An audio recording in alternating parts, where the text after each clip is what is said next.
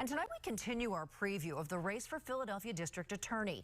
Anchor Jason Martinez sits down with DA Larry Krasner to talk about his first 4 years in office and his plans for a second term.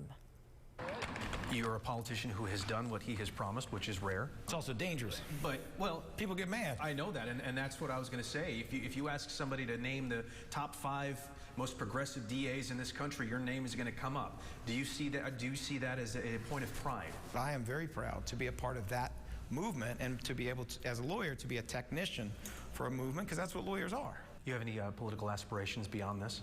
Hell no. Homicides, shootings among young African Americans in this city, is that the main issue facing this city? We're in a terrible phase right now, just like the rest of the country is. But I think we're starting to see results right now.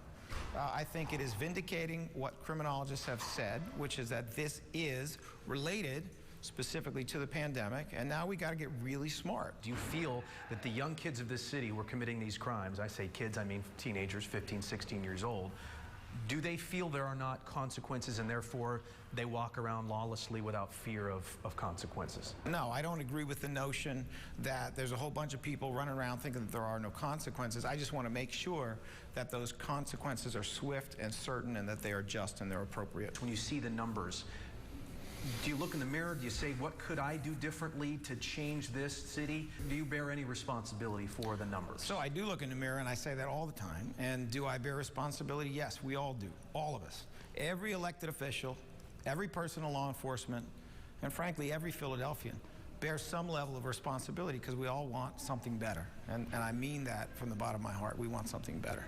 How do you describe your relationship with police, with rank and file cops in this city? I think it's pretty good and improving. They're not all with us, they're not all against us, but on a daily basis I run into rank and file officers and brass who I think understand exactly what we're trying to do. How's your relationship with Commissioner Outlaw? My relationship with Commissioner Outlaw is pretty good. We have a very cordial relationship. I believe we agree on about 90% of what needs to be done. And I felt the same way about Richard Ross before her. The FOP Lodge 5 have made it clear, and there's no love lost between there. They parked their truck out here during the primary. And the Mr. Softy truck. Yes. No, they've made it clear, and I get it. They've made a number of things clear. They love Donald Trump. I do not. They've made it clear they're Republicans. I am not. Another issue that you faced in the first 4 years was the perceived hypocrisy that you would prosecute officers, prosecute cops, but not prosecute rioters and looters. It's not factual. Help me here.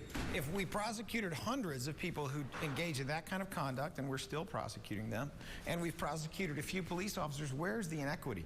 You made preventing mass incarceration probably your paramount issue. There is no justice when you lose a loved one, and then the person who killed your loved one gets 1 million years in jail.